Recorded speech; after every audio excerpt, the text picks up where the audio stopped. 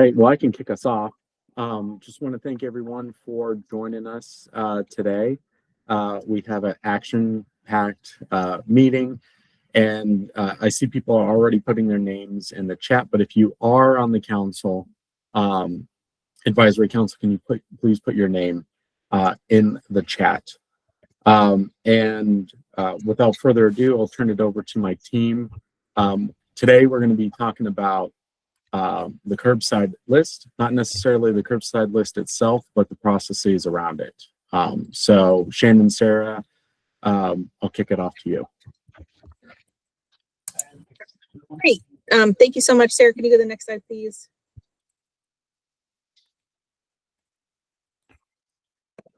Just as a reminder to all the appointed advisory members, please indicate your name and your affiliation in the chat function. Otherwise, we can't record that information. And then as a reminder to everyone, please make sure you remain on mute so we don't get any background noise or interruptions.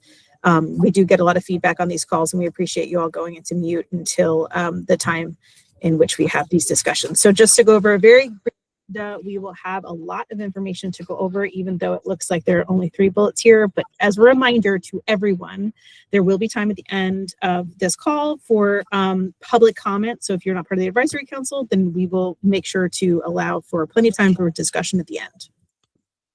Sarah, next slide. Okay, so critical to all this discussion is what is curbside. If you happen to take a look at the legislation, the regulation that's, excuse me, the environmental article, it describes a curbside list. And what we and Sarah and I are really trying to understand relative to a standard is what is curbside in Maryland and what does that actually mean? And so we took a look at what is discussed in other parts of the environmental article, and there is only one other place in which curbside is listed, and it's specific to residential curbside.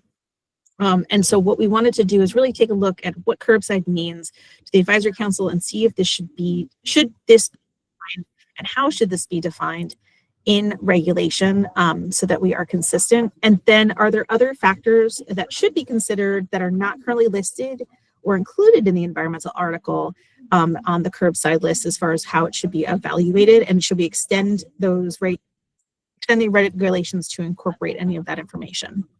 Next slide, Sarah. So one of the keys that we have here is to take a look at the needs assessment that was completed at the end of 2024, just for everyone to take a look back at the needs assessment, the waste characterization report. This appendix, this chart here was taken from 2 different tables, and it was just kind of to cut out a little bit to explain one thing, is that there are different types of curbside collections that exist in the state as well as drop-off. That's because Maryland is very spread out population, and we want to make sure that we are including everyone in this assessment. So when it comes to curbside, does curbside mean a drop-off location that is provided for specific counties or municipalities, or does it actually mean collection at the curb and only to those single-family residents if there is not that type of collection that exists for the community housing or multifamily housing?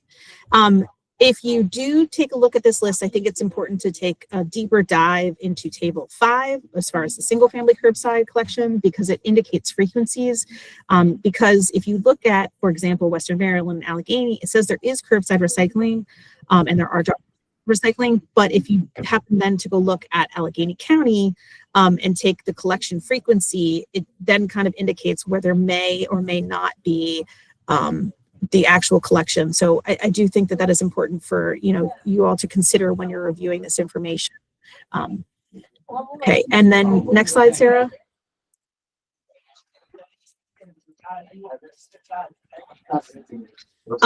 And finally, we just wanted to give you guys the whole picture on what we think should be evaluated when it comes to that actual curbside list. We have a lot of different collection opportunities within the state. So this is just kind of a grab at a couple of different ones, but I just wanted to point out here that there is the privately owned and operated WM MRF, that was opened in 2025, and then has an adjacent glass perf. Garrett County has source separated drop off for its recycled commodities. Wycomico has a small subset of source separated and also has some commingled hauled. Baltimore County is a single stream MRF. It is a county publicly owned and operated. The same would be true for Montgomery County in that they have a commingled stream, but it is dual stream in the respect that they source separate out the paper.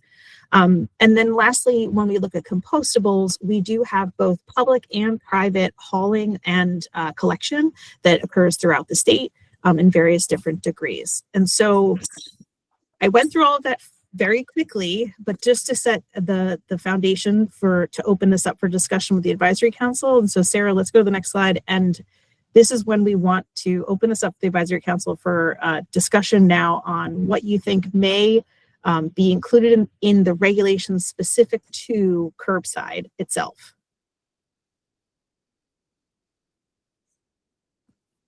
Go ahead, Eileen. Thanks, Shannon.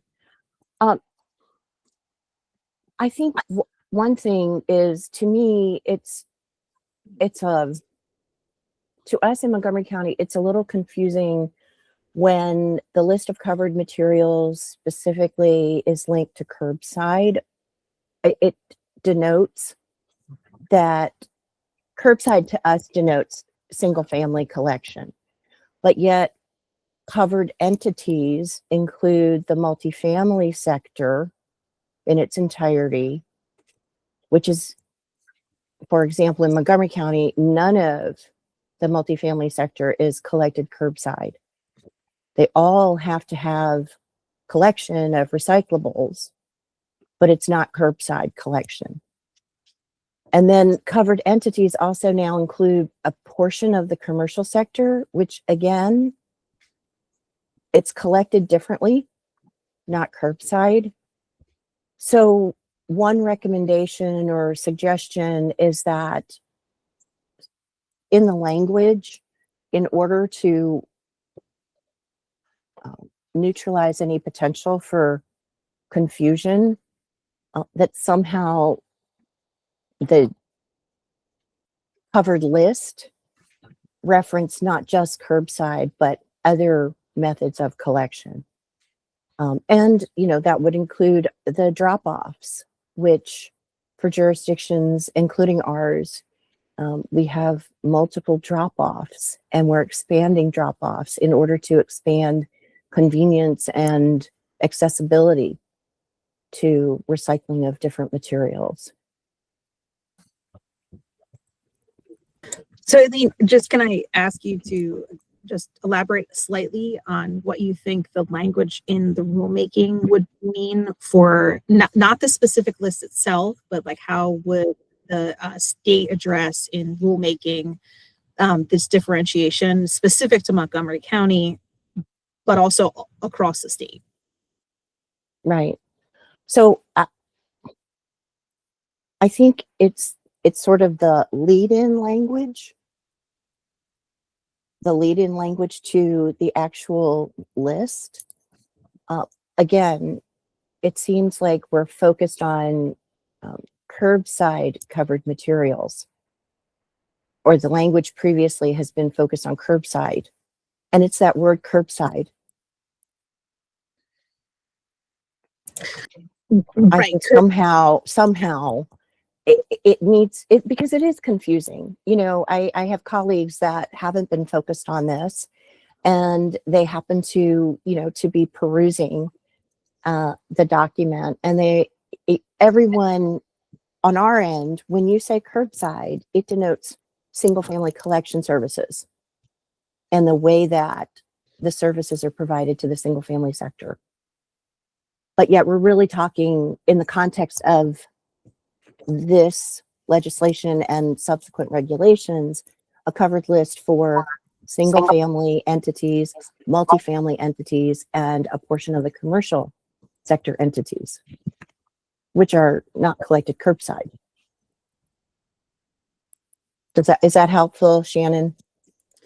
Yeah, and just to give I was actually trying, while we were talking about it, I was actually trying to pull up the environmental article language so that everyone could visually see what how it's defined in the statute does include the word curbside list. And so that's what we were trying to evaluate what would be the language that could be in regulation to support the specificity of curbside.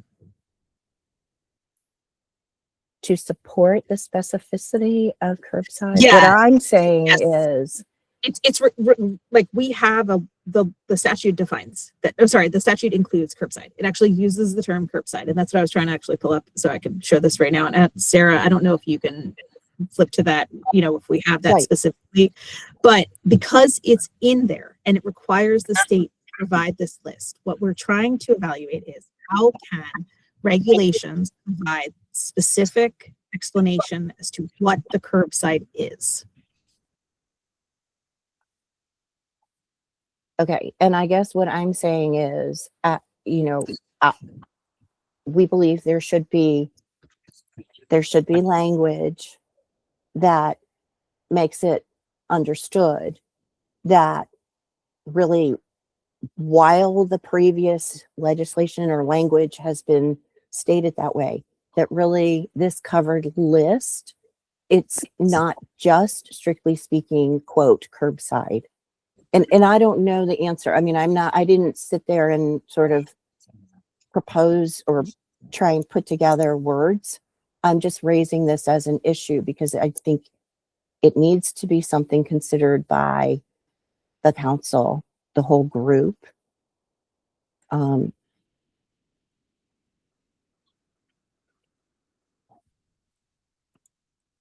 Yeah, no, I hear you, Eileen. Good. Definitely. Thank you. Yeah, no, thank you. Scott, I think you were next. Oh, sorry. Yes, thank you.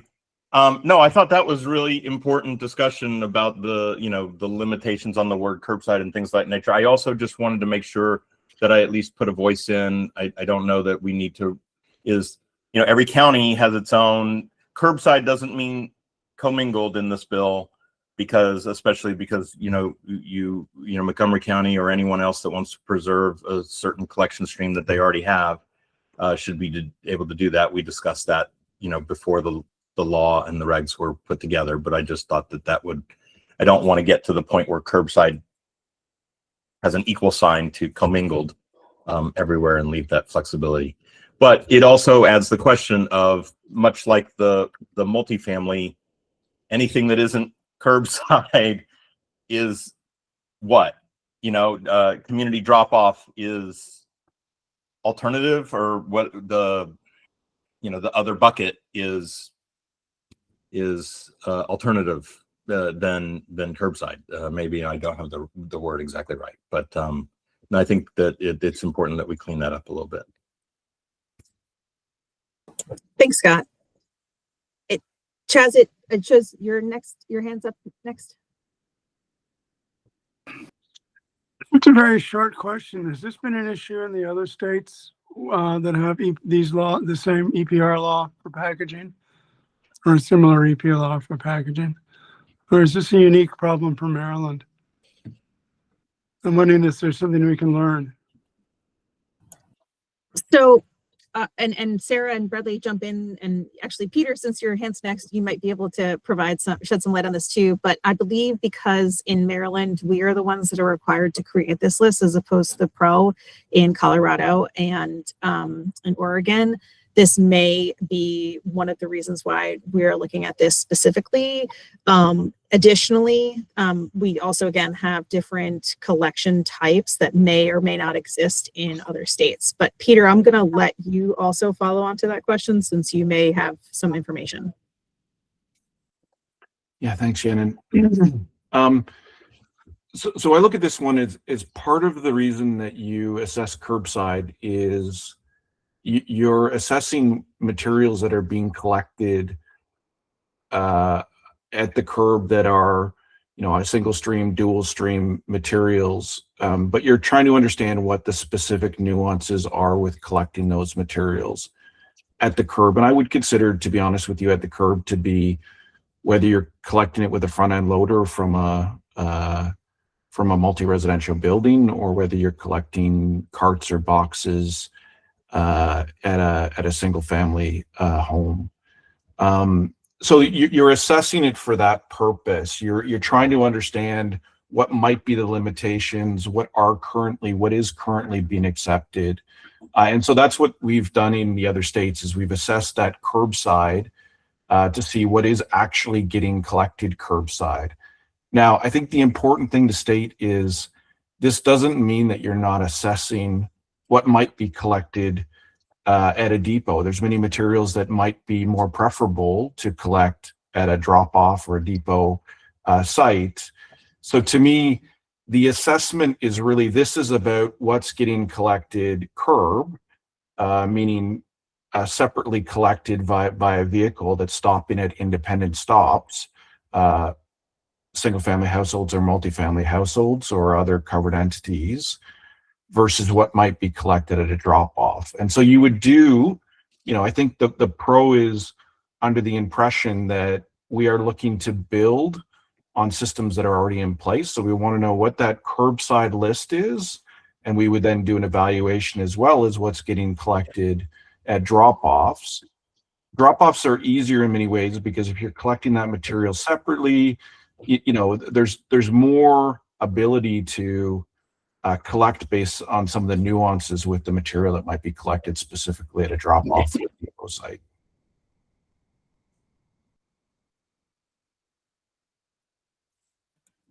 And Peter, was there anything else you wanted to add when you raised your hand originally? No, I think that's sort of what I wanted to get to is like, I think my worry is we're trying to complicate the process by trying to describe curbside as something that it isn't. Curbside isn't drop-off, but the expectation from the department and as part of the legislation is that the pro would also be collecting from those drop-off sites.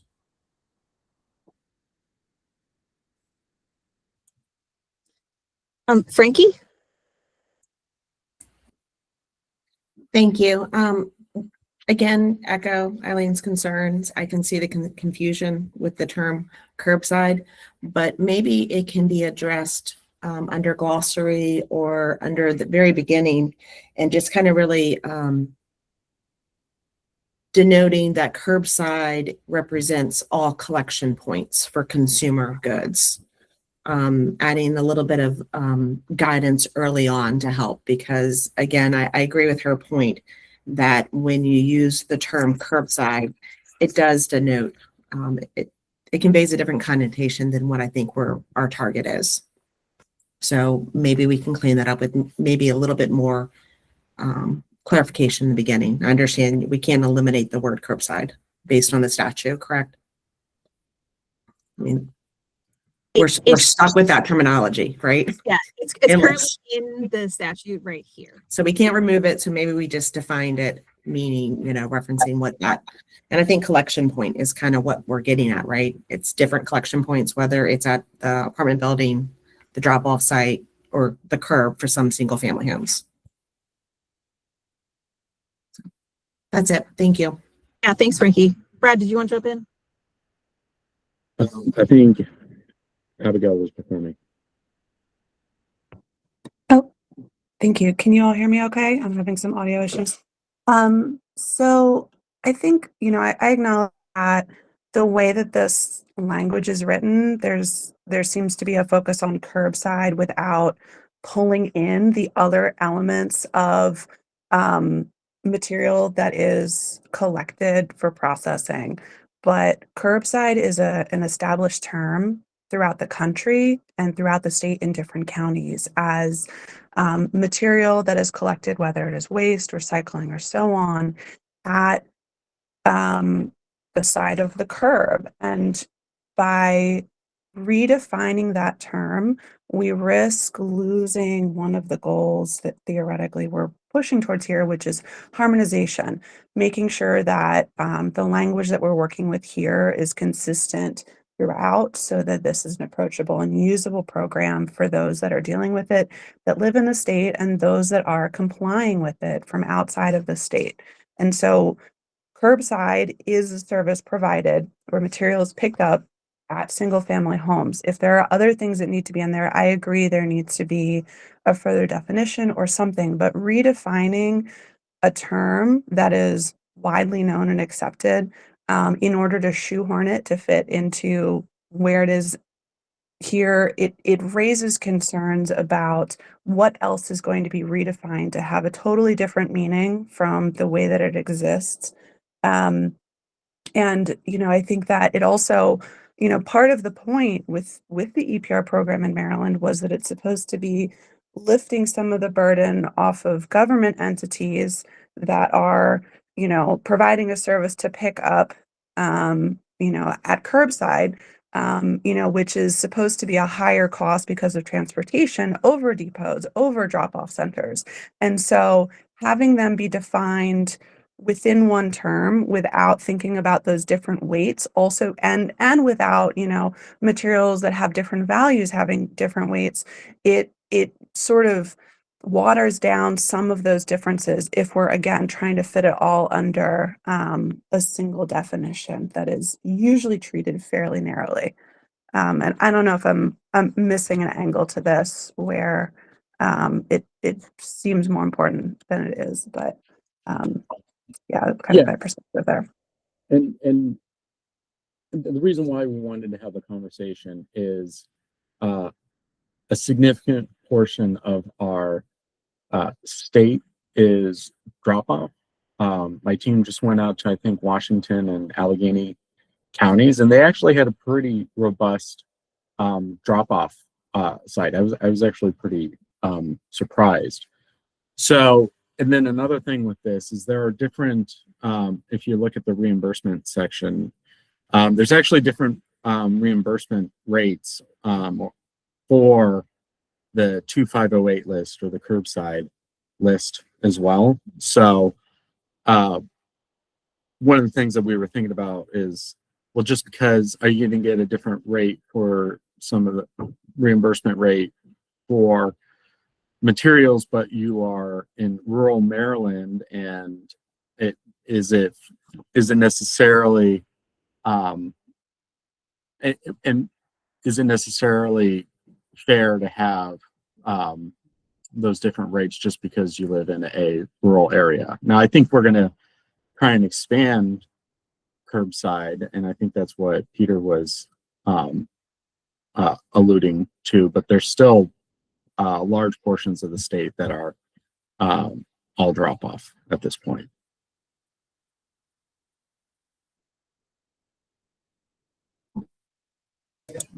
Mario? Yes, good morning. So if we're looking for additional terminology, I would offer what we do in the commercial space, retail space, grocery store space.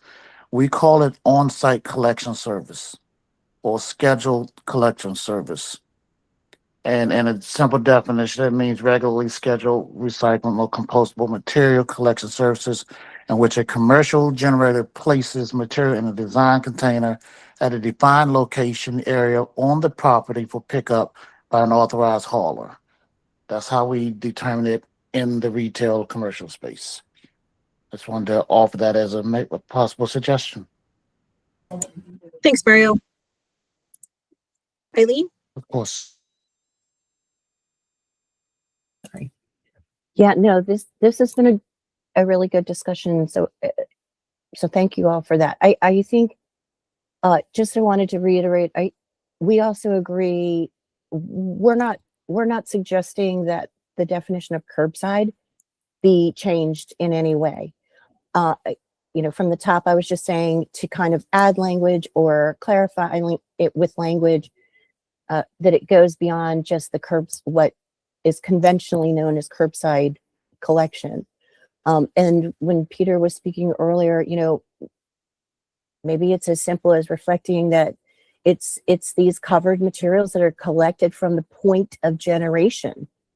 And that would include whether that's single family, multifamily, commercial generators of those materials, and then the drop-offs.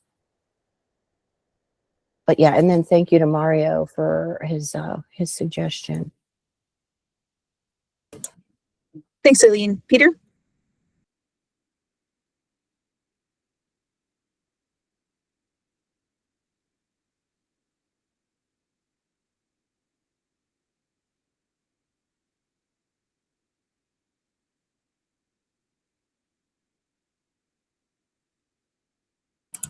Peter, are you muted? Sorry about that. I was going to say the considerations are going to be much different. So, you might collect at a depot a used oil container that's still got some residual oil in it, but you're not going to collect that at curbside because you don't want to contaminate the other materials that you're collecting at curbside. So there's different considerations. And so if you're mixing the two concepts together, you're going to create a list of things that doesn't necessarily fit together. The process in Colorado was we established a curbside list. We assessed based on what was collected at the curb and the considerations around trucks and single and dual stream collection. We separately assessed what was being collected in the state at drop off. And we're very clear. I think we understand that there are different economics associated with collecting at a depot versus collecting at curbside. And those rates would be, that would be taken into consideration, that there are different costs associated with the two different types of services. Depot is often more expensive to service than it is to service curb. Thanks, Peter. Abigail? I guess what I'm coming back to is, some of what we're talking about here is related to like the standard for convenience, and some of this is getting under the arena of types of collection. And there's already language that gets into different types of collection, even though they aren't necessarily individually defined either.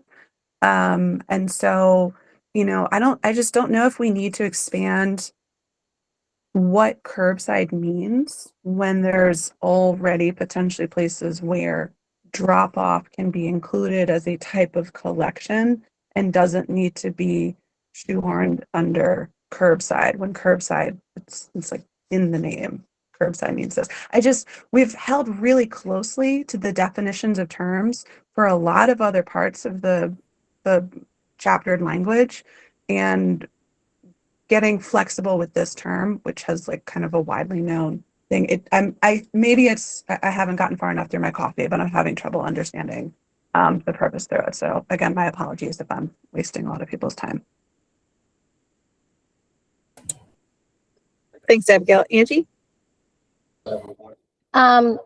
Maybe, I don't know, just adding language, because everything's kind of post-consumer. So if you add just a simple term of post-consumer, it kind of encompasses commercial because it's all after post-consumer, like post-consumer. Just a thought. Thanks, Angie. Scott? Yeah, I'm going to kind of go back to Chaz's question a little bit and try to answer Abigail also. I think the real issue, as far as the Maryland law compared to what I've seen in the other states, is not that there wasn't a discussion about curbside. It's that the Maryland statute is missing the concept of depot and drop off in anything other than alternative, right? So the buckets in Maryland under the statute are really just curbside or alternative. And typically there's been a curbside, a depot, or an alternative, which is more like closed loop, the things that Peter was talking about, or drop off, not just drop off, but return to like plastic bags that used to get returned to grocery stores and stuff like that. So for me, it's just making sure that we don't pigeonhole existing community drop, or we do, but we do it purposely, pigeonhole existing community drop off locations as alternative, right? In a lot of other states, alternative is meant for something more like the liquid petroleum or the independent producer plants. So we need to, it's not, I think it's fixable completely, but it's not about trying to make a decision about which thing goes where yet. It's more about, is the curbside going to include the things that are traditional community drop-off, or is the traditional community drop-off going to exist in the alternative collection? That we purposely help give some guidance to the department on the regulations when they are trying to figure out where, you know, existing depots that function very well, you know, belong. Which part of the thing do they belong? Sorry if that's long. No, thanks, Scott. Sarah? Yeah, so I pulled up a slide here that was a slide that we'd set aside for later discussion, but is very relevant to this conversation. And so I want to thank you all for your insight and thoughts about this, and encourage this conversation to continue. But also just note that we are thinking about this relationship between what goes on the curbside list and how it might interplay or not with alternative collection. And so the question that we proposed is, would there ever be a situation essentially where there's overlap between something that's on the curbside collection list and something that is collected? Like, would an alternative collection system ever be collecting something that's on the curbside list, and how might that play out? And so if any thoughts about this, please feel free to share. Yeah, go ahead, Abigail. Thank you very much, Scott, for explaining. And I guess to me, alternative doesn't have to be negative. I think it's just something that isn't what's explicitly defined. And I guess I recognize, I think when we had read the legislation, when it talked about curbside, it's because curbside was the targeted thing, and things that weren't necessarily defined maybe weren't supposed to be as much of a priority. Now, seeing the direction that the regulation has gone and the needs assessment has gone, and acknowledging that drop-off needs to be a part of it, I still think there is room here for the agency in their work on regulation to say a type of collection is drop-off, without shoehorning it under curbside. Maybe I'm focusing on the words too much, but I'm not sure, and this will be my last time I say it, but redefining curbside to include something that is explicitly and very clearly not curbside, which for some materials is, that's kind of the big thing for paper, is we're very proud of the fact that we can be collected at curbside. You don't have to go anywhere. You don't have to leave you have to leave your house and walk to your driveway, but that's it. And so, having this include stuff where you have to drive somewhere is still under the same definition. It just is surprising to me. But again, I'm going to let it rest. I acknowledge I'm fixating on this more than needful. So I've said my piece. Thank you, Abigail. Yeah, go ahead, Peter. But on mute. So a couple of things. Just be cautious of it's easy to try to throw as many things into regulation as possible, but in doing so, you potentially create some unintended consequences. I think the pro fully understands that the expectation from the department and as part of the legislation is that there is a curbside program that the pro is running, and obviously it wants to expand that curbside collection. It wants to expand the types of materials that are being collected statewide, but understands, we need to develop the system to take additional materials, and that the system as a whole will include drop-off that would at least be in line with what is currently happening at drop-offs across the state, if not improving on them. So to me, that can be dealt with simply. The department, if they wanted to, could just simply state to the pro, this is what we expect in your program plan. It doesn't need to be, you don't need to do regulatory gymnastics to put it into rule. you can just simply state what the expectation is, and the pro already expects that to be the case. Just on the alternative collection, I don't think that there's anything currently right now that limits something from being in the CURB program and potentially being an alternative collection system. If somebody had a unique way to collect materials in a region, I guess they could choose to do so as long as they were meeting the requirements in the statute. So I think there's an ability already for that to happen, but I don't think we would consider depots to be an alternative collection system. I think we would consider them to be actually part of the overall collection system, just not curbside. Hopefully that's clear. Thank you, Peter. Eileen, go ahead. And then Michael.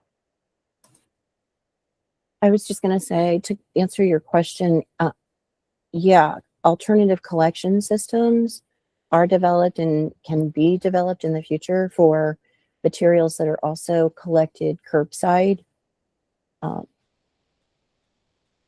It's not an either or proposition for many jurisdictions in terms of wanting to make sure that, again, that recycling opportunities are as convenient and accessible to constituents as possible. So the answer from our perspective is yes.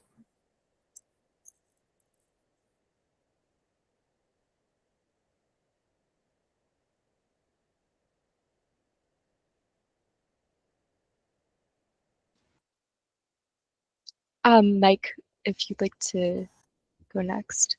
Okay, thanks. So first of all, I think that this has been a robust conversation, but I want to go back to a point that Peter made earlier on, with saying we don't need to complicate things. While I agree with that, we also need to make sure we cover everything that is happening in the state and articulate what might be a future state that, something like Mario said earlier comes to mind. But I think in all this conversation, the PRO, meaning Peter here, has offered to really address it fully. So what I think might be a suggestion is for Peter to help articulate the language here so that the pro will be held accountable. At the end of the day, we have to recognize that they will have experience from other jurisdictions, other states. And their role is to make sure that this is recycling is accessible, is easy for people to get to it. So I think maybe having them articulate the word that would fit here and that they can own in terms of driving the curbside recycling and beyond for us would be very important. And I think, Peter, you offered that. I think that'd be very helpful if we can take it, because we don't need to overcomplicate it so that it makes it difficult for them. We like for them to own the work at the end of the day. That's just my suggestion as we articulate this. But I think the conversation has been robust. A lot of ideas here. Thank you, Mike. I don't see any other hands raised at the moment, and we do have some other topics to get through. So if there aren't any other thoughts here, yeah, Sarah, go ahead, Shannon. Yeah, I was actually going to say, if there's anybody from the counties that is present that offers only drop off that's currently on the call, if you have a chance you'd like to weigh in or at least share some thoughts. I know we don't generally open it up to the public, but in this particular case, I was thinking that if there's any county entities here that might want to offer support on one way or the other.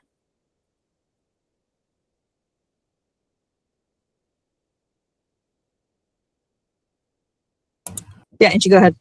I mean, I can speak on behalf of the mid-shore counties that have the drop off. And that's why I kind of mentioned curbside, kind of labeling it. It's all not curbside, I'm sorry. It's all residential drop off. It's all post-consumer, whether it's you're dropping it off at a depot, you're picking up at the curbside.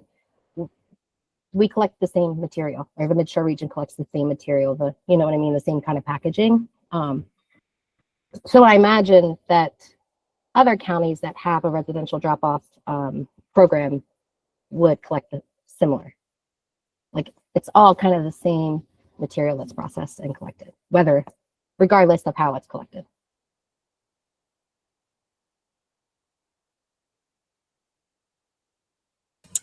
Yeah, Kim, go ahead.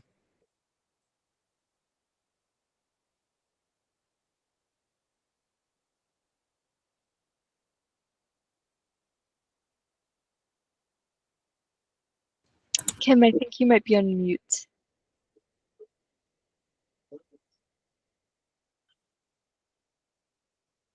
I don't know if your mic is on, Kim, actually.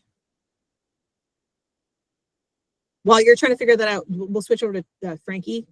But Kim, we'll come back to you. Hey, Shannon. For our discussion points that we had, I just want to make sure that I'm understanding correctly, and I apologize. One of the first questions is going over that curbside list. Was it not? And am I hearing correctly? If you can pull up that list of discussion points, I think what I'm hearing is that we want curbside not to encompass depots. What we were trying to understand, just to clarify, was, and Sarah, I don't know if you can run up to that, the front slide on what is curbside. What we were trying to understand is, should there be specific rulemaking defining what is curbside?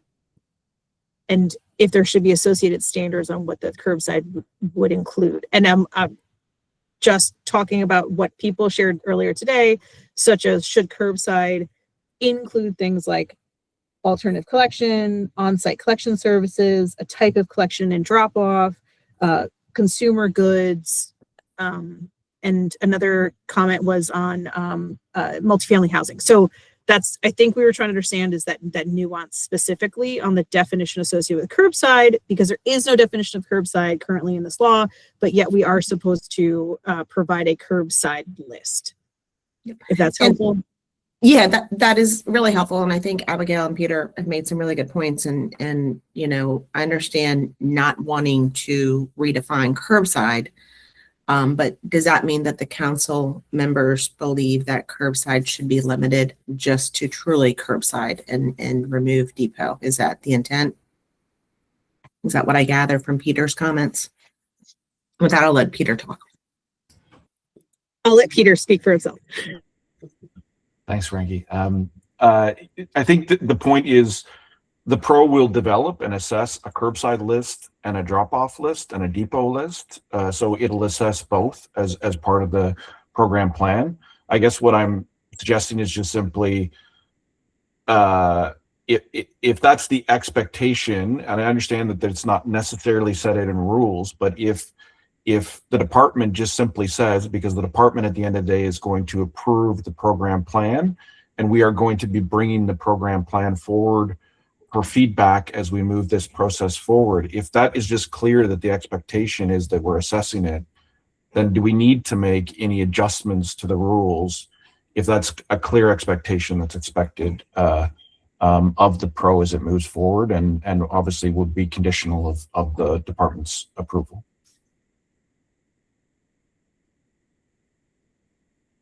Hi, can you guys hear me now? We can. Great.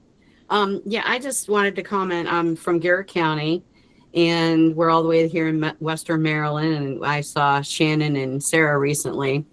And here in Garrett County and Allegany County, mostly all we have are drop-off sites.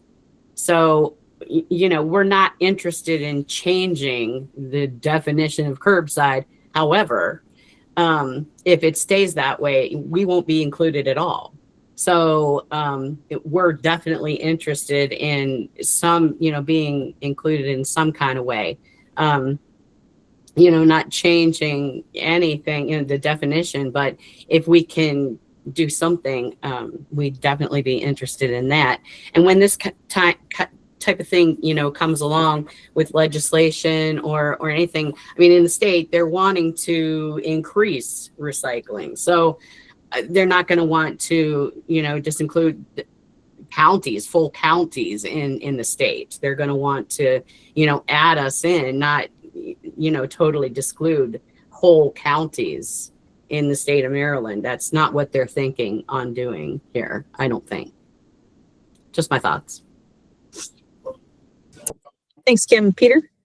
Sorry, just to be 100% clear, expectation is we would continue to provide drop-off as part of the program plan. We are not looking to decrease servicing to residents in Maryland. The expectation, the full expectation, and our expectation of what the department expects of the pro as part of our program plan is that those drop-offs would be included. We would do an assessment of those drop-offs, but they're just different than curbside. There's different considerations. Lots of people don't collect polystyrene curbside because of some of its issues associated with it, but you might collect that at drop-off. So we would have two separate lists that we would assess and reimburse for as part of the program plan. Thanks, Peter. Mario? So from what Kimberly just stated, number one, item A, the last part talks about considering that some regions do not have existing curbside recycling or trash hauling infrastructure. I'm a little particular about this because of the industry that I'm in. So we also do, like, for us, recycling is grease traps. We have entities that come in and pour used cooking oil, and that's a huge thing. It's a huge profit as well to some people. And if she's saying that they don't have traditional curbside, I know they have restaurants. I know they have retail spaces that cook food on site that have, where trucks have to come up to the physical building or come up to a specific site on that building to pour the used grease from the facility into a contained truck.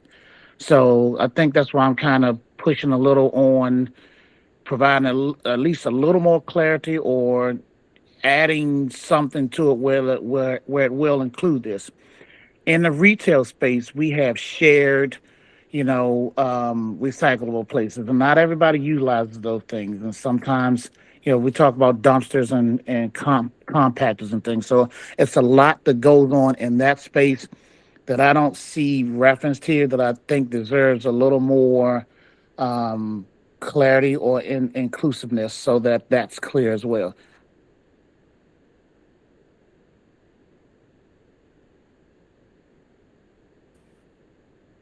I'm sorry. Are you asking me for clarity on this? I'm not. No. Sure. I was actually supporting what you just said. Oh, okay. Yeah, that's supporting Great. exactly what you just said. Thank you. You're welcome.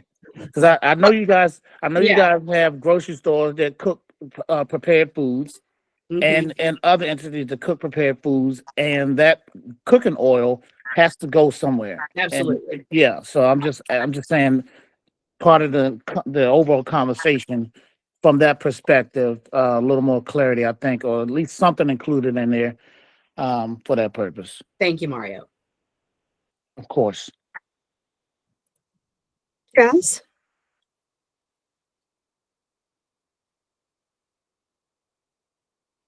Is that me? Yep, Chaz. Okay. Just a question for Peter. Something you said earlier. Is the producer group looking at expanding what we traditionally call curbside collection into rural areas that currently rely on drop-off recycling? Thanks, Chaz. I think that's something that we would be looking to evaluate. I think generally curbside programs improve overall performance. So that would certainly be a consideration. It's certainly something we are looking at in other states to look towards where can we increase the amount of and improve the access for residents in those states. Thanks.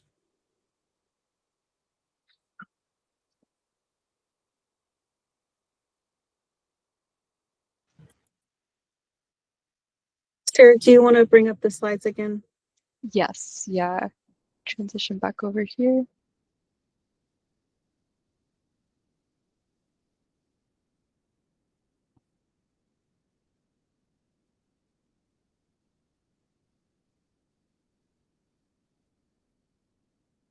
And if you move over to slide 8, please.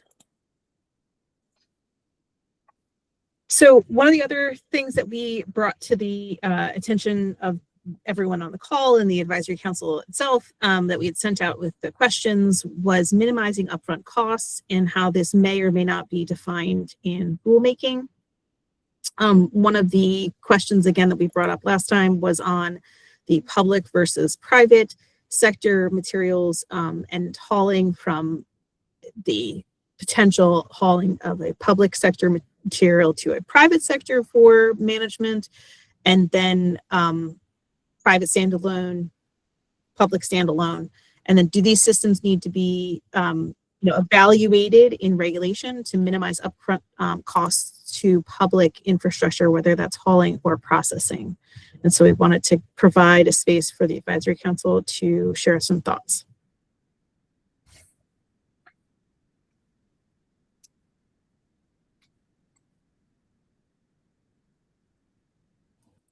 Go ahead, Peter. Shannon, I'm not totally sure I understand this question and what the concern that needs to be addressed. Could you just provide a little bit more? And I might just as an example of what might be the concern. I'm just trying to understand. Yeah, sure. And I think I might lean into some of the persons on this call who represent the public sector, only because of contract negotiations and how their system is set up itself. So as an example, if there was a public entity that had on the curbside list there was a public entity. I'm going to give an example of Baltimore County, right? So they contract out their hauling, they own and operate their facility, their MRF.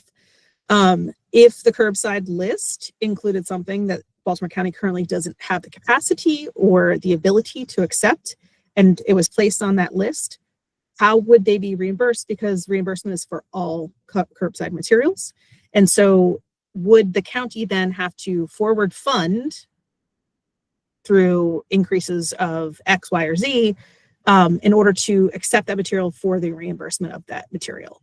And so that's where we were trying to ask that question of how the front end or upfront costs could be minimized to the public infrastructure. Does that help like explain a little bit more where we were trying to understand where that might be? And then likewise, Howard County currently hauls to a private infrastructure, and how does their contract negotiations kind of cross over? Bradley? Yeah, and just to add on to that, and this may be more associated with like larger capital investments. So if it's a reimbursement model or upfront, and again, we're asking the advisory council on this, if it's not upfront or at least partially upfront, could the cost of those capital investments still be a barrier to entry? So those investments are never made in the first place. Whereas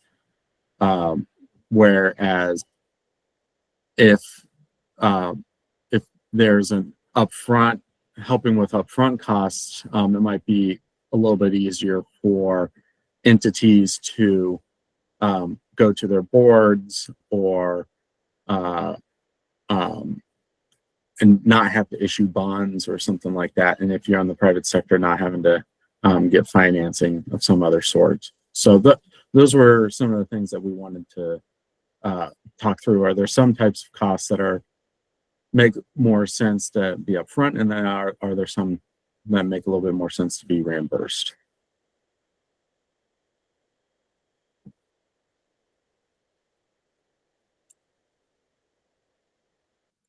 Thanks, Bradley. I believe, Scott, you were next in the queue. Well, I'm happy to weigh in, but I'm not sure if Peter's conjuring up a response or a follow-up question. I appreciate that there may be some need to clarify reimbursement between public and private sector entities, but I think the concern expressed is a little bit ahead of the system, and maybe we need to go back to how does the whole system work.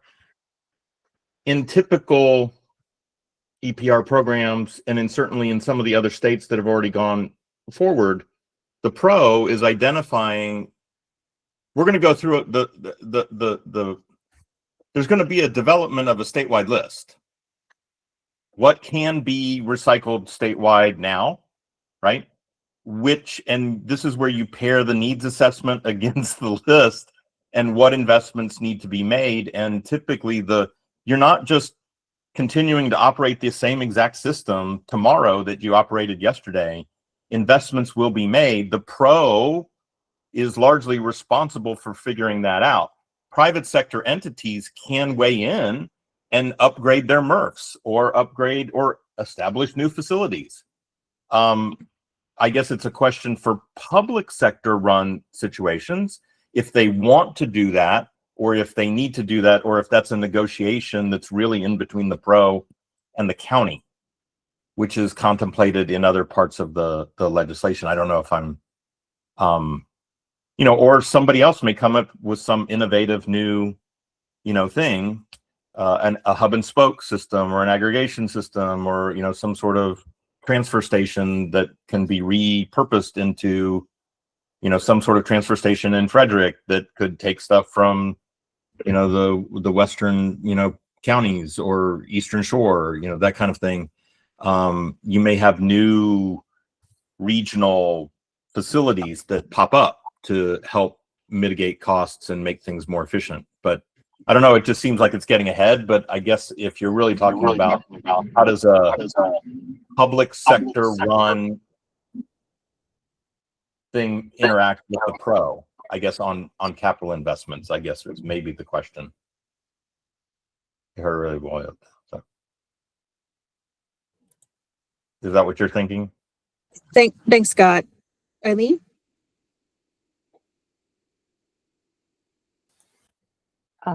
So this is really kind of a complex question in a way. The whole model of reimbursement for us, and in Montgomery County, we also have a systems benefit charge system that we have to adhere to. It's sort of a complex system where all the ratepayers are assessed their fair share of the overall systems costs, solid waste systems costs, which includes facilities, programs, services, whatever they derive benefit from. And it's tailored for every single family, every multifamily, every non-residential or commercial user. But, the issue of the upfront costs. So, for instance, if we have a capital project, we've spent a lot of time and effort into going through the planning, going through the design, and then we have to go through our budgeting process. We are required, per the systems benefit charge, we're required to have the funding and the resources to cover our costs moving forward, all of those costs moving forward. So on an annual basis, we have to set the solid waste rates as part of our budget process. And it can be extremely painful, just even in the operating portion. But when we look at the capital portion, it can be excruciatingly painful to kind of thread the needle with moving forward in terms of getting the funding for a new facility, upgrading existing facilities, even maintaining existing facilities. And then, all the costs of the operations, and trying to make sure that the ratepayers, don't see huge spikes or experience spikes year to year. So it's a very elaborate process, and it's a balance that has to be adhered to and met. So under a reimbursement model, we have to go through all of that irrespective, and then at a point apply for reimbursement to regain that, or regain funding to be able to put back into the enterprise fund, which would then help to defray moving forward. I don't really have an answer. I'm sharing with this advisory council our reality, because like I said to begin with, it's complex. It's really complex. And I'm going to share with you that very soon I need to get our business manager involved in this, because, that whole financial reimbursement model implication, well, we haven't really, I'm saying sharing these things to a certain degree to share with the council that it's complex. Would it be nice to minimize upfront costs? If there are things that could assist in that process that I just kind of laid out, if a system could be developed to help with earlier in the process upfront costs to the public, that would be optimal to consider, to look at. But again, our systems benefit charge was developed by referendum, and it's kind of a governing, there's a whole governing process to that. And so I'm not positive that I have any insight further.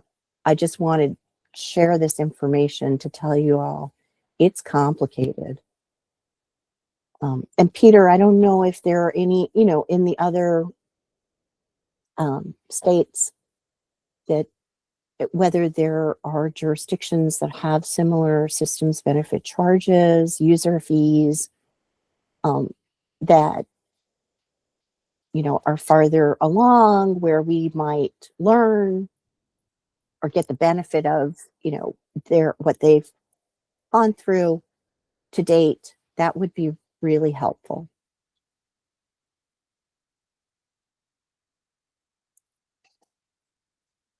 Thank you.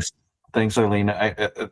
That's super helpful. And I think to Shannon, the background, and Bradley, the background is helpful for us. I think certainly there's other jurisdictions where CA is implementing, and we're learning as we move forward in those states. Maryland's legislation is different, and context is different. I know Chaz reminds me of that all the time. And so, we are already in the process of organizing to make sure that work begins this spring to dig into issues like this, to understand how do we set the right in reimbursements, how do we make sure that we are considering and making sure that there's investments being made into the state. All of this will fit into the program plan. All of this will fit into discussions I think this advisory board is going to have as we move forward, as the pro considers how to approach these types of things. I don't have answers for these right now. I'm not sure the questions, whether they're meant to talk about whether something additional needs to be put into rules. But I think we're too early right now, because we know we need to do a ton of work getting out and talking to the different players in Maryland over the spring to start to better understand and to start to figure out how we are going to put this program plan together. But absolutely, these are the types of things that we need to take into consideration as we move forward. Thanks, Peter. And actually, we would look forward. I think we are going to need to have more direct discussions because it is complicated. Absolutely. So I think there'll be different ways, Eileen, that we'll look to do that. Some of that will be one-on-one discussions. Some of that will be through the advisory board. And we know potentially we'll likely probably have some sessions that we may look to direct more broadly to the sector and those that are impacted to get feedback from the larger set of municipalities or service providers that are operating in the state. Thanks. And I just wanted to make sure that we also included kind of where the context of this original question came from was relative to the environmental article 92505, where it does say that service providers must accept all required covered materials on the list established under 2508, and the 2508 list is the curbside list. So I just want to make sure that you understand where we're trying to tie in the different pieces of the law and make sure that we are, if we need to address them in regulation to support, clarify, that we do so if necessary. So just wanted to make sure we provided the full, for anyone on this call to take a look at the various different components of the environmental article.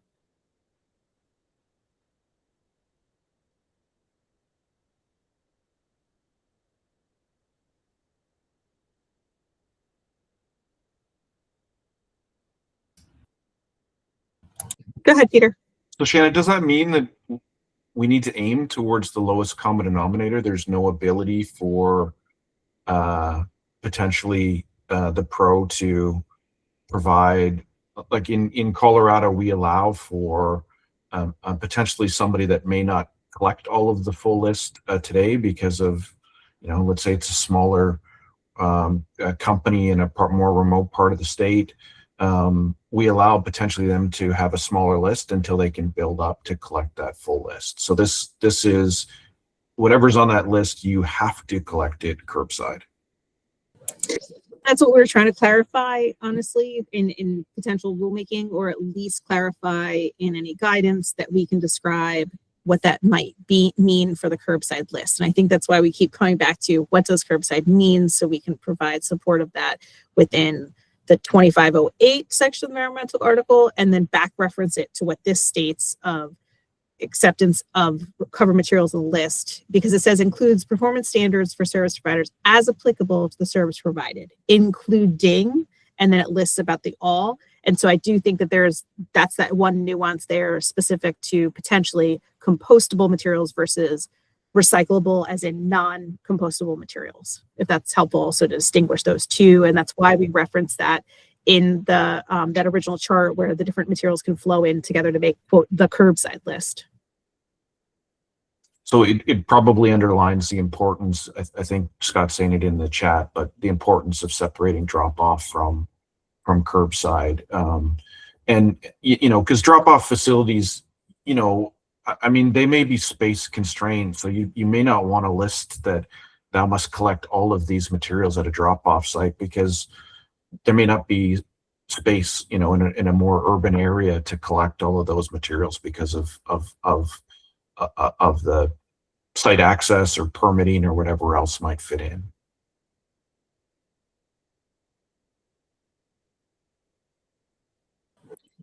Sarah, do you want to move on to the next slide? Absolutely. I see, Chaz, that you raised your hand.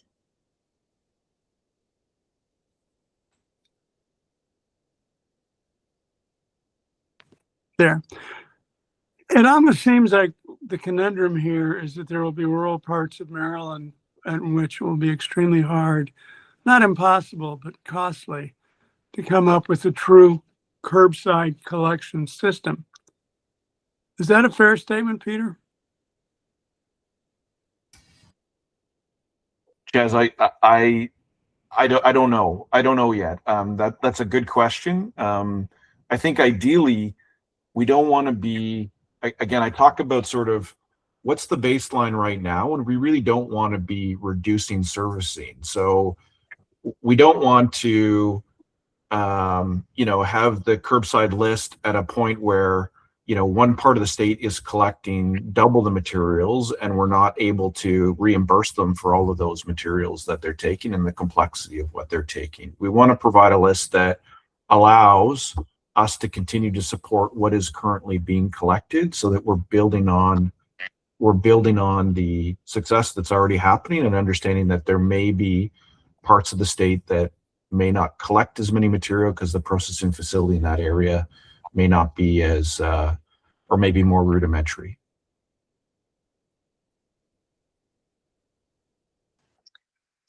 Okay. I am with that going to move us on to our next topic. So the next topic that we have is list management. So we are thinking about things like when an amendment to the list is made, which at the moment in statute, the department can do at any time.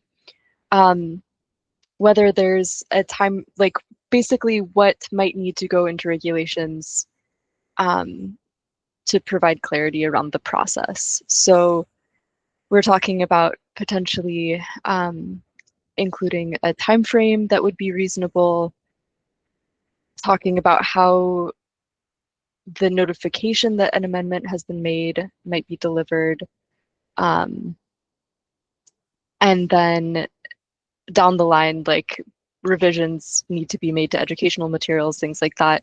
And so we're not necessarily saying that any of this needs to go in rules, but we just wanted to bring this to all of your attention, talk about whether there is anything that needs to go into rules.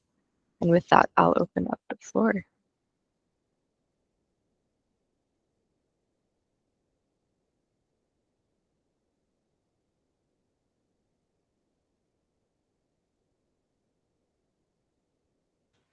Yeah, go ahead, Abigail.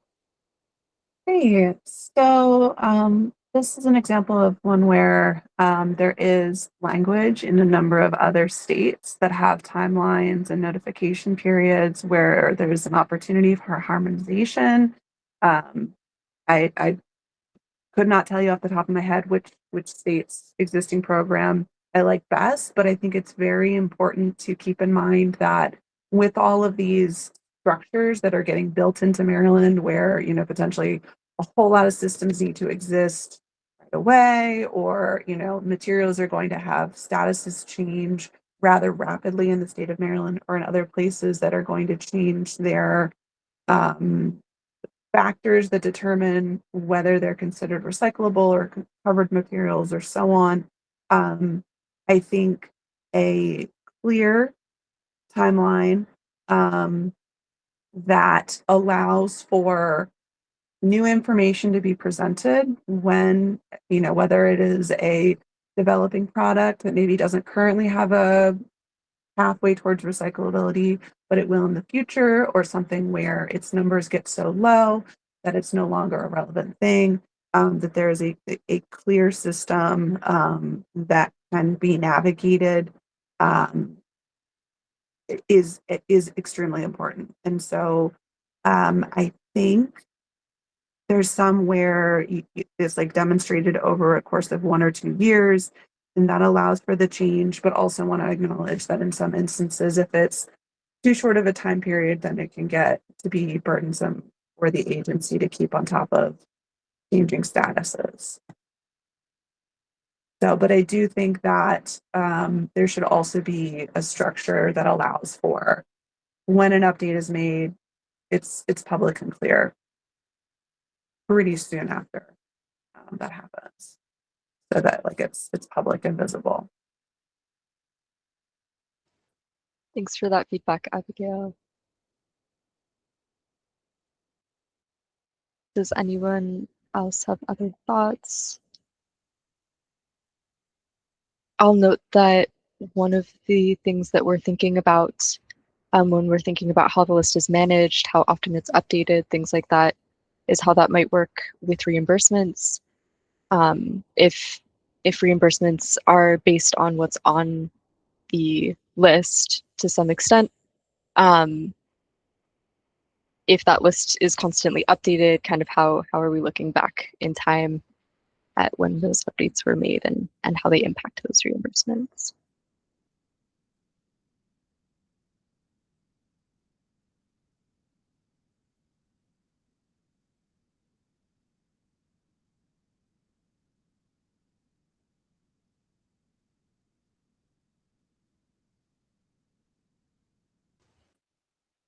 Okay. Well, that was some great feedback. Abigail, thank you. And if no one else has any thoughts, I'll move us along. So in addition to how updates are made and things like that, we're also thinking about how we want to put the list itself out in terms of the format of the list. Like, what is the language perhaps that MDE will use when it creates this list? In a previous meeting, we talked about potentially the need to translate across different groups, right, who are invested and impacted by this law. So making sure that the information is communicated in a way that's understandable to consumers versus service providers versus covered entities. Versus covered entities, and also producers was the other group that I was thinking of there. And so this is just a conversation that we wanted to pull back in here, and CAA, someone from CAA during that presentation had, I think, presented on some of their educational strategies.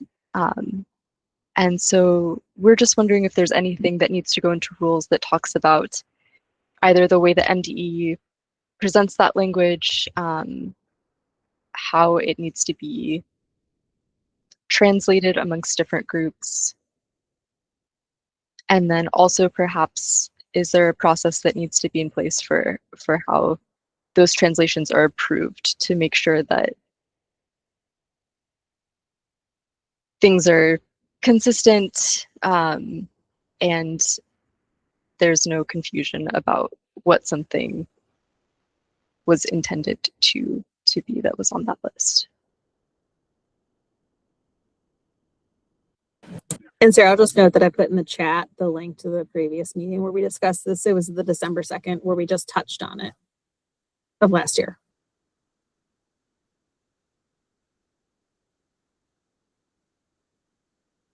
Yeah, go ahead, Peter. Yeah, I think it might make sense to have flexibility on this. I think we don't know, and we're going to learn over the first period of time. So prescribing something in rule at this point may not make sense because you may want some additional flexibility. We don't know exactly how things are going to play out. But typically I think the pro, we would see ourselves as having ongoing conversations with all of the parties to make sure that we're getting the education right. And that's a hard thing to say and right when it comes to education, because obviously lots of different opinions on education, but making sure that we're working with the separate parties to understand what their needs are. I think you've got it well stated here. Producers, what they need to know is going to be different than a service provider. It's going to be different than a covered entity. And you may have very well differences as well between different types of service providers that might be providing servicing and different types of covered entities as to what they need. So I think allowing some flexibility in this process to sort of let's figure it out. Part of that will come through, I think, the program plan. And then if there's a need at a future point that it needs to be formalized into rule, then you can do so. But I'm not sure at this point it makes sense.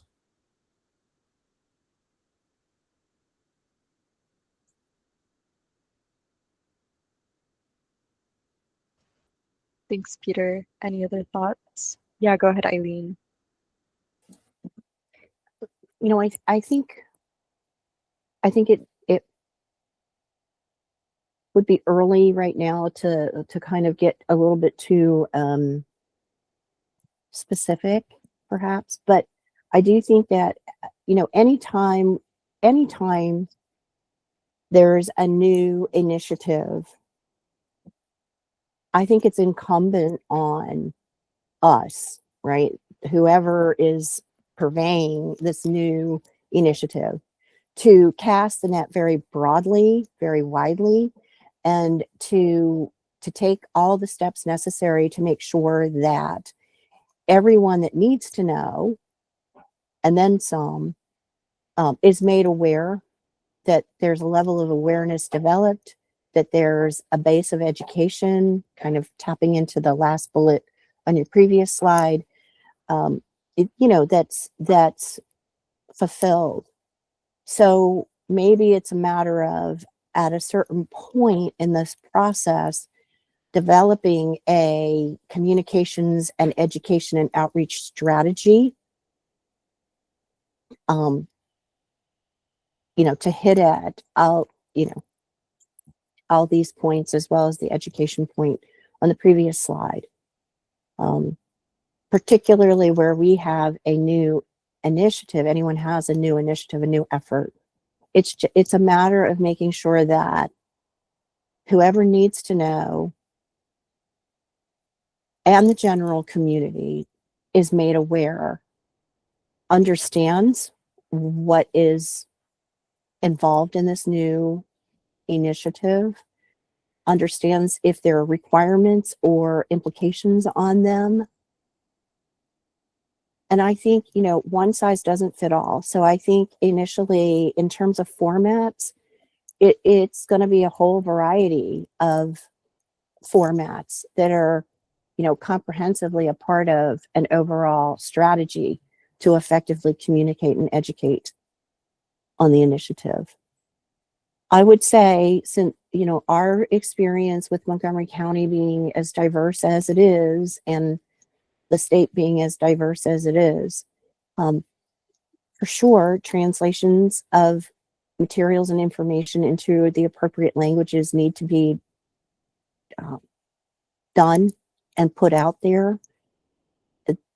I would say that there has to be a process of approval to make sure that the translated information and the information itself is in fact what everyone wants it to be out there, that it's accurate, that it's correct, that it's to the point.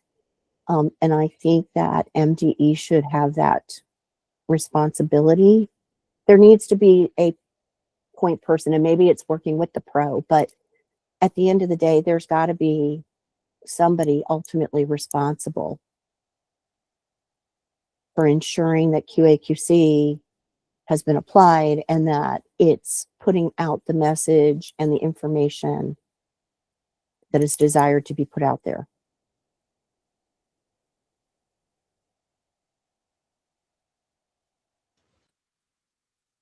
Thanks. Thank you, Eileen.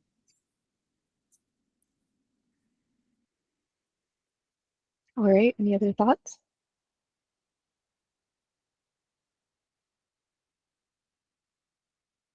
Okay. We've got about half an hour left, and I do want to be mindful of the next set of things that we need to get to, but I do want to open the floor up perhaps for just a couple minutes to see if there's anything that wasn't on the list of prompts that we had talked about, or that we had presented to you all, that you thought was relevant to what might need to go in rulemaking to support the curbside list. So if there's anything that wasn't on that list that someone wanted to share, please feel free to go for it.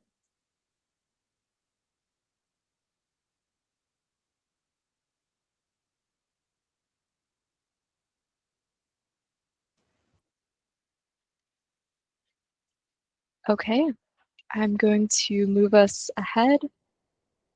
So we put out a request for materials to be shared relevant to this conversation from advisory council members or non-advisory council members, and we received a few materials. And so I'd like to give those individuals or groups a chance to talk a little bit about what they shared,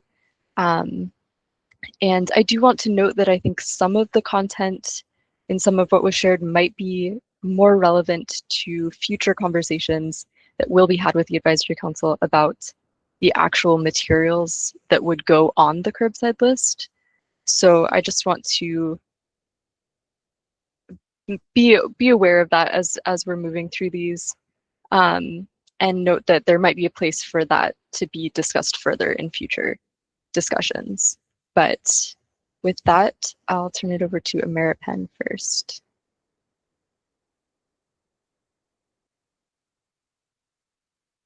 If anyone from Ameripen is on the call and would like to share.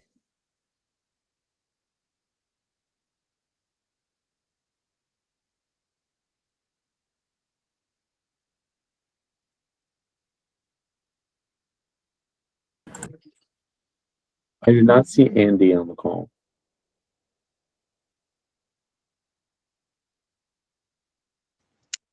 All right, in that case, this has been shared with the advisory council. Was there anyone from the advisory council who had thoughts or comments about this? Let me make this a little bit bigger.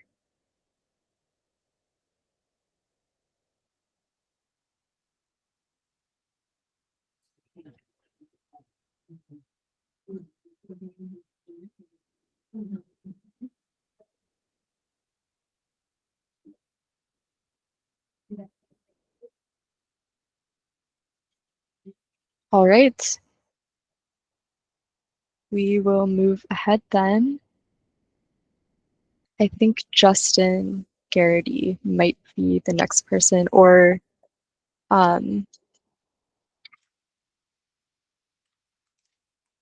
yeah, let me pull this up.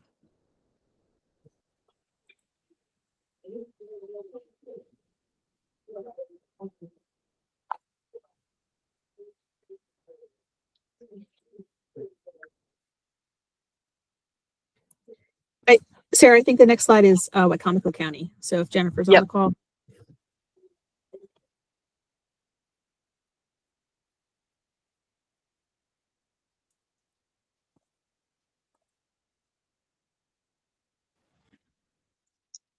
All right. Okay, I think then I'll open this up also to the advisory council to see if anyone had insight into this or feedback.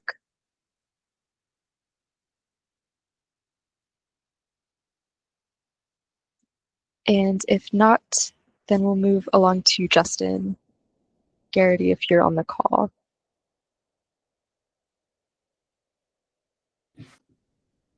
How's it going? Yeah, I had just quickly put this slide together to share what Minnesota has for their organics recycling specific to packaging. I'll include in the chat here in a minute a link to their state law for labeling. I think it's one of the better models that I've seen elsewhere to kind of define what is compostable and how those things can be best regulated. So in this case, I would say, Cedar Grove is actually not an approved, I don't know if that even exists anymore as a way to certify things, but BPI is the approved thing in Minnesota for making things compostable. Looking at the items on this list, this is very similar to what we're seeing composters already in the marketplace here, except, and then, the one area that may need to be strengthened is the actual code related to compostable definitions here in Maryland. Right now, it's a little vague and it's a little bit older, and that may be something that we may need to update in the future.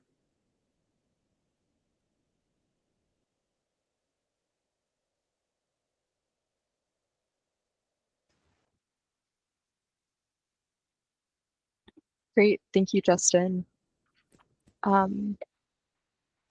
Does anyone from the advisory council have any thoughts or anything they'd like to tag on to this and talk about?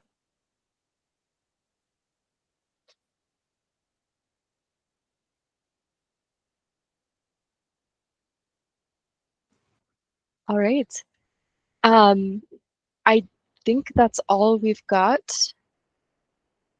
Just a note, if you have any recommendations on language or text for regulations related to the curbside list, This is your homework. Please send them to mde.upr@maryland.gov by February 18th. Even if it was something that you brought up in today's meeting, it would be excellent to have that in writing. That would be really helpful for us.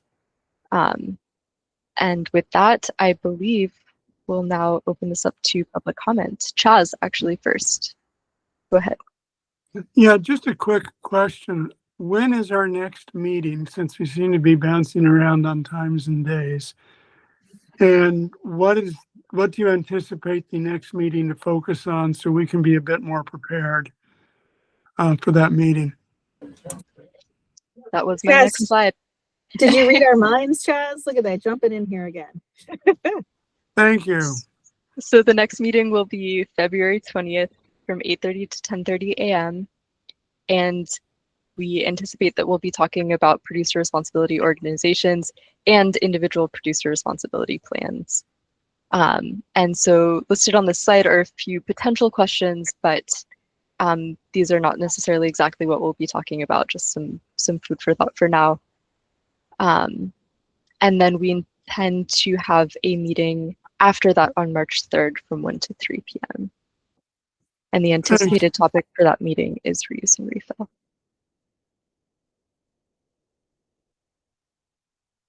And is that, Chaz, do you have any other questions, or does anyone else from the council have questions about this?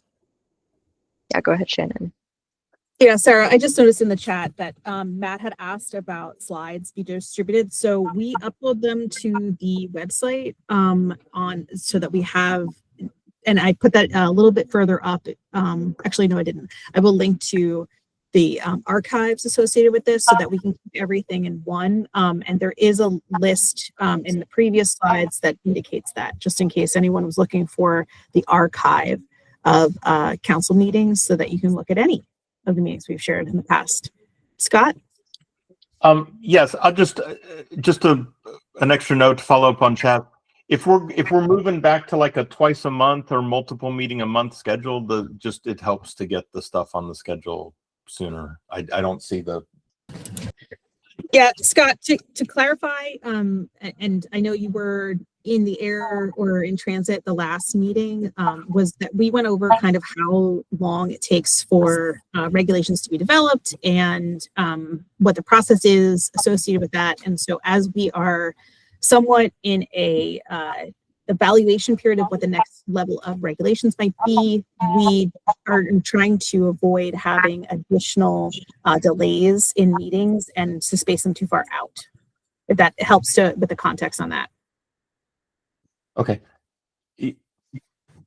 I'll meet as often as you guys want us to meet. I just need, the earlier we know when they're going to be, the better. That's all I'm really. So I can avoid being in the air again.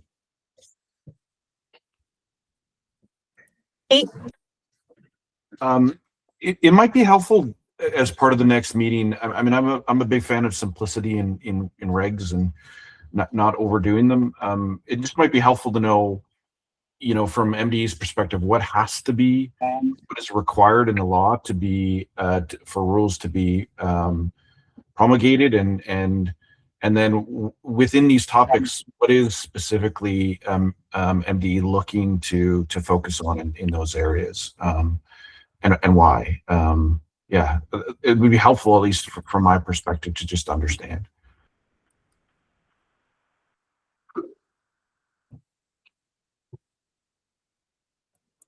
Sorry, just to clarify, I want to make sure that I answer this appropriately. Are you asking if the law itself defines specifically which regulations we must promulgate, or if we can do additional promulgations?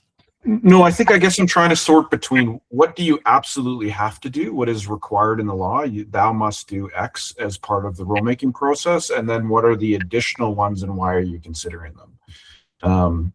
I just worry as we build regulation and add on, as I said, the more you add on, the more potential there is for problems to potentially occur because it makes the system more rigid.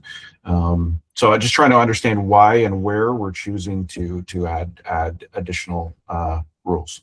Well, I can say on the initial prompts of where we came from today like when we sent out this original list, we said, should there be, could there be, must there be some regulations specific to these discussion topics, because we aren't necessarily married to the idea of regulating some of this in rule, but we wanted to at least address through the advisory council, what are their thoughts and considerations on this to ensure that we are evaluating this thoroughly to protect Maryland counties and constituents, to ensure that anything relative to this law is protective of the counties themselves.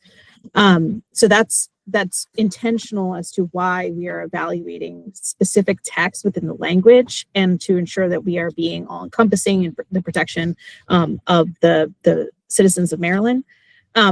When we evaluated what is drafted in the environmental article, what is not drafted, but what is currently in the enacted law specific to the producer responsibility plans, these were things that we were not certain if it was thoroughly addressed in the law text, and if there should there be regulatory rules defining certain aspects of this. So like as an example, the specificity for Maryland on greenhouse gas within the PRO plan, should it be on scope 1, 2, and 3 emissions relative to GHGs in Maryland itself, or is it on the whole of the globe source reduction of those emissions scopes? So just wanted to put that as like a nuanced piece here into one of the questions we're asking and prompting ourselves on this. Throughout the text itself of the law, it defined where, we must do certain rulemaking, but then there's a little bit of, when we evaluate the law itself, trying to figure out, is there something that we need to support and answer more on? And that the reimbursement list was something specifically we had looked at. Sarah, I don't know if you can pull up that specific environmental article, but that was where we were talking about the plan reimbursement rates, and those dates were out of sync. So that's an example, Peter, where it doesn't require us to develop rules on it, but the intention of the rules is to clarify the law. Totally fair, Shannon. I totally get it. Just that context is helpful as we go through. And I think, I could say this on behalf of Bradley, Sarah, and myself, we are not intending to overly regulate in the intention, because we do not want to have any sort of crossover that has an undue hardship that, down the line might be impacted. We want to look at this full scale and really look long-term into impacts as well.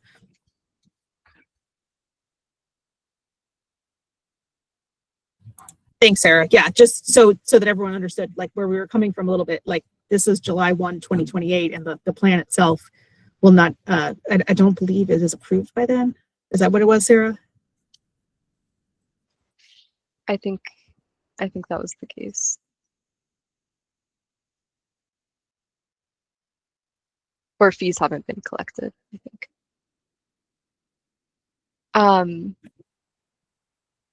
Okay, with that, let's open it up for the next 10 minutes for public comment.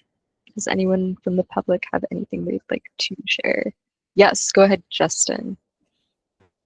In what's become my running gag bit for this meeting, just want to check on the status of having a composting member added to the advisory council.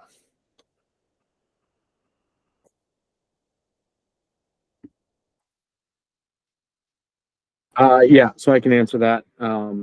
So I discussed that with my leadership in my one-on-one. That was, I think that was sometime late last week. And we're still trying to get in front of the secretary on that.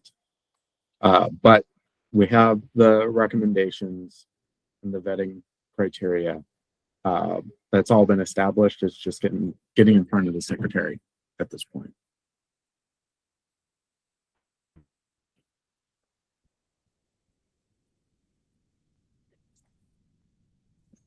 Go ahead, Kitty. Hi, everyone. Great meeting. I don't want to beat a dead horse with this, but I did want to put in a thought and just second what Eileen was talking about with the challenges of public sector fronting, potentially tens of millions of dollars of capital expenses for new MRFs or updated MRFs. And I wanted to just give the example of Baltimore County, which is a real actual example right now in real time. They just completed a comprehensive system review of their MRF, and the engineer did recommend citing an entirely new facility and a new parcel of land. So that's going to be a real challenge for that county in particular with first of all, identifying a site, which has been challenging in and of itself, but then actually getting approval through actual county residents and voting in favor of funding not only the purchase of that land, but also the MRF, which would likely be tens of millions of dollars. So that could just be a hurdle in and of itself and potentially not even happen. So I think figuring out how the reimbursement would work in reality could be really helpful for jurisdictions like Baltimore County, because that's going to be a real challenge. They've been sitting with this recommendation for almost a year now. And yeah, it's a real challenge. I'm sure other jurisdictions are seeing this as well. So I just wanted to flag that. I think that was all of my thought on it. Thank you so much.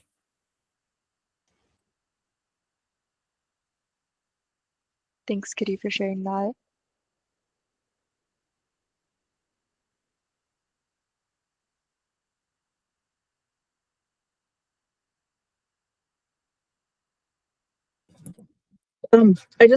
Sarah, I wanted to call attention to some of the comments that were added by the folks that are outside of the advisory council in the chat at around 9:10. Jess wrote, would changing the term quote curbside to quote post-consumer be better?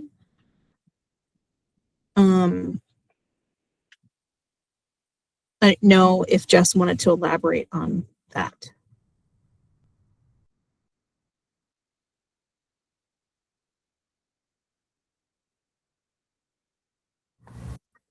Hello. Basically, I felt like we were in sort of a tide pool of, arguing the same point. And I was just suggesting that maybe if we thought of it less like quote unquote curbside, since we were talking about multifamilies and, because for me at our MRF, we don't segregate drop-off stuff from curbside stuff. When it comes to the floor, it comes to the floor. It all gets processed together. So whether it came, regardless of the source, it's all processed the same. So I was just asking if it made more sense in people's mind to refer things as post-consumer rather than quote-unquote curbside, because that's what most of the MRFs around here deal with is post-consumer material, not necessarily post-industrial, post-commercial. That was it.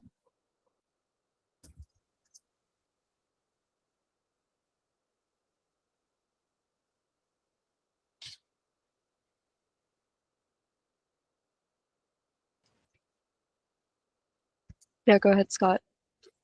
I think I understand the comment, but pre-consumer stuff that's returned from a distribution chain, I'm sure ends up in the stream at some point. So you wouldn't want to. I can only speak for mine, and no, it doesn't.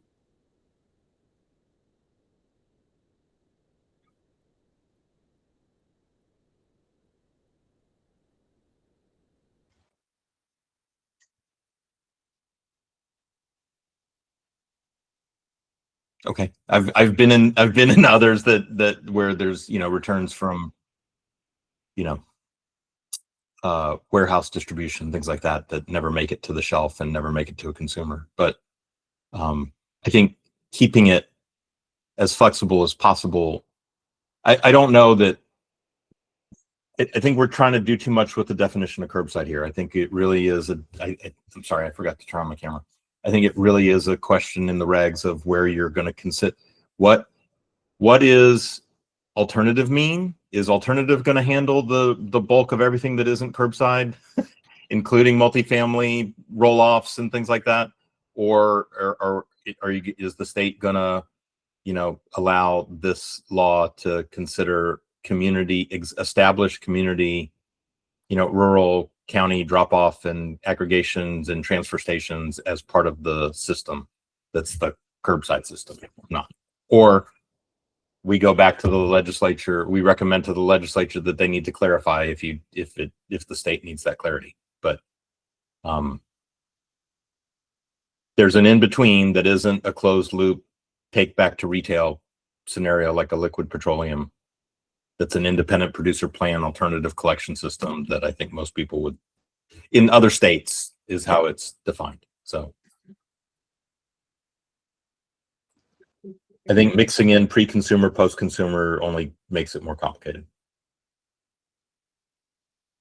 Bradley, I'm not sure if your comment was relevant to that. I am noting that we have one other person from the public. Val doesn't have a mic. It says, I don't have a mic. I think most pre-consumer gets picked up by private sector is what Val had shared.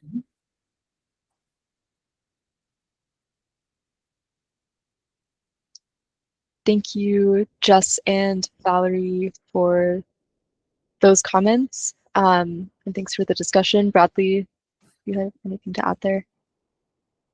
Yeah, just on the alternative collection, I think in the statute, an entity has to apply for that and establish that. It's not something that's like automatically set up, like for films or for some of these other types of things that are better, that may be better as a drop-off model than not. So that might be a little bit complicating with that.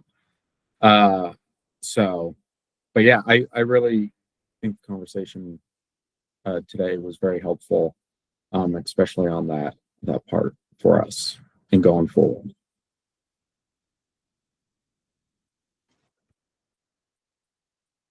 If there are no other comments from the public, I will turn it over to Mike and Angie, unless Shannon, is there anything else you wanted to add? Okay, I'll turn it over to Mike and Angie then. Thanks, Sarah. I just want to thank everybody, my usual, for the great discussion, everybody's opinions. It's always a really good discussion that we have. Again, it's a lot of time that we have to spend doing this. So I'm speaking for everybody at MDE and my co-chair. We appreciate taking the time. It's very overwhelming. It's a lot of information to go over, but thank you for your support. And thank you for all of your questions, your comments, and your thoughts. It's very much appreciated to get this done.